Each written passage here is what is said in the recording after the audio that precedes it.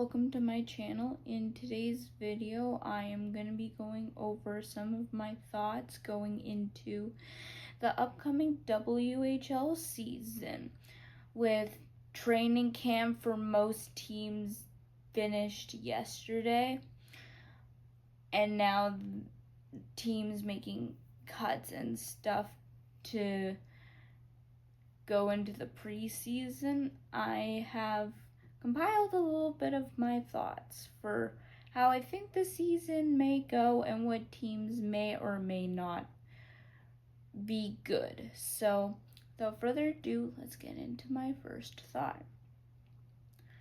I believe that Medicine Hat will fall off a cliff. They have lost a lot of good talent. They have lost Gavin McKenna. They have lost Caden Lindstrom. They have lost Ryder Ritchie. And they have lost Harrison Menigan. And all of those, Harrison Menigan, he's going off to the pro ranks. But those other three that I mentioned, they're going off to college. With the NCAA rule change, it's going to shake up a lot. And so I don't know how they would be able to have a competitive season when they've lost basically half of their points from last season in like the goal scoring and assist department. So I think it's going to be a little bit of growing pains. They did go to the Memorial Cup last season, and so with any sort of Memorial Cup team, they are bound to see some regression, unless you're the London Knights over in the OHL. My next thought is that we will see the full effect of the NCAA rule change this upcoming season. We'll see how young the rosters are. We will see if the talent itself is taking a dip, or if the league will be still as competitive as it was, but with a few minor changes.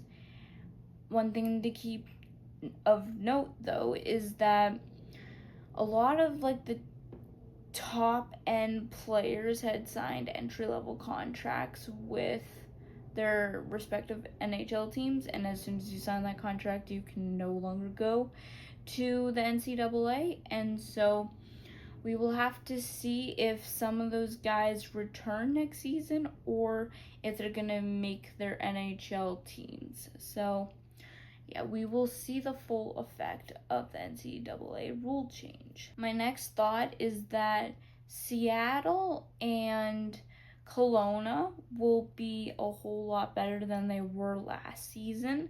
Kelowna kind of has to be better because they're hosting the Memorial Cup, and they need to be competitive for that, or else it's going to be seen as a failure on the organization and on the CHL part for choosing their team as the hosts. And so I believe that what the Kelowna Rockets have done over the last season and a half will help propel them into being a competitive team, and will also help be with them hosting the Memorial Cup. It's a big draw for all of their guys to want to come back, because it's not every day that a junior hockey player gets to compete in the Memorial Cup. And then going back over to Seattle, I say this largely in part because they are getting Braden Coots back, because he signed his entry-level contract, so he can't go to the NCAA, as I mentioned before. And they also have had a few good drafts in the last few WHL drafts, and so, yeah, I see them being a competitive team. My second to last thought is that Spokane and Portland will take a step back. I am not predicting that they're going to fall off a cliff like the Medicine Hat Tigers are going to do, but I think that with the sum of the subtractions that these teams have had, they're losing a lot of scoring, they're losing a lot of like talent.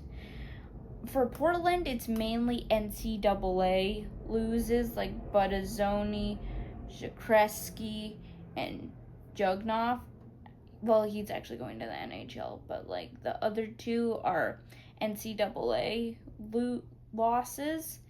And so I don't know if, well, I believe that they're going to take a step back. And so we will have to see how devastating that is for them. And then with Spokane, they have lost their top line, basically, of Crystal Catton and Shea Van Olm. Cotton can still come back next season. However, I think that Seattle will want to have him with their team just because of how big his season was.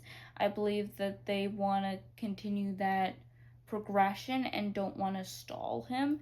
And so I can see him making his NHL team this upcoming year. My last thought for this upcoming season is I don't think a WHL team is going to win the Memorial Cup. I think the OHL in recent years has been the better of the three leagues, and I can't really see a lot of teams in the WHL challenging for the Memorial Cup in the way of like some OHL teams like the Windsor Spitfires, the London Knights for some reason every single year, and like the Brantford Bulldogs. Those are three teams in the OHL that I think will be challenging for that Memorial Cup, and there's a few others.